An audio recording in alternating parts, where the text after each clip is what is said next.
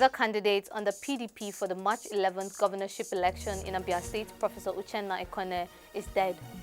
Hi, welcome to What's Happening. These are the top 10 stories. At number 1, the People's Democratic Party candidate for the March 11th governorship election in Abia State, Professor Ikonne, is dead. It was gathered that he passed away on Wednesday at the National Hospital Abuja. He had earlier received treatment at the United Kingdom Hospital.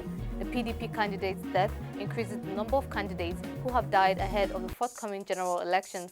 At number 2, the money laundering trial of former Minister of Aviation Femi Fani-Kayode and others was on Wednesday stalled before a federal high court in Lagos following absence of prosecution and defense counsel. The case, which was initially fixed for continuation of trial, could not proceed. Fani-Kayode is charged alongside a former Minister of State for Finance, Nnedi Usman, and Yusuf Danjuma, a former chairman of the Association of Local Governments of Nigeria. EFCC filed a 17-count charge bordering on 4.6 billion naira money laundering against them before a former judge, Justice Mohammed Aikawa. At number 3, the federal government has disclosed that it will no longer tolerate strikes by aviation workers around the airport, and the act is prohibited by law.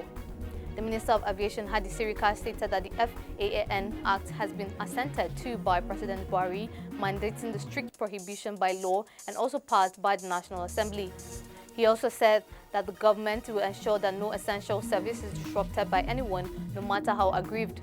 This is coming after aviation workers under the aegis of the National Union of Air Transport Employees, Air Transport Services Senior Staff Association of Nigeria suspended their strike, which the unions commenced on Monday, January 23rd. At number 4, the Katsina State government has declared Thursday 26th and Friday 27th January 2023 as public holiday for the state's civil servants. The holidays are to enable the civil servants to welcome the President Muhammadu Buhari, who will be on a 2-day official visit to the state. This was contained in a statement by the Permanent Secretary, Ministry of Information, Culture and Home Affairs, Sani Kabomu, on Wednesday. The statement clarified that federal civil servants, bank workers and others who were on essential services were exempted from the holidays. At number 5, the Independent National Electoral Commission says it has 203,921 uncollected permanent voters' cards within its 17 local government offices in Enugu State. According to reports, the collection of PVCs had gone back to INEC local government offices throughout the state from the ward levels from January 23rd, and the exercise will end on January 29th.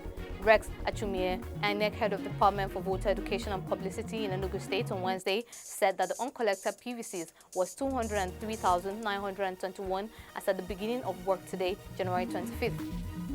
At number 6, the Appeal Court Kano Division on Wednesday affirmed the verdict of the Federal High Court that validated the All Progressive Congress primary, which produced Abdullahi Mahmood Gaya as the party's candidate for Gaya Ajingi Albasu Federal Constituency of Kano State in the next month's election.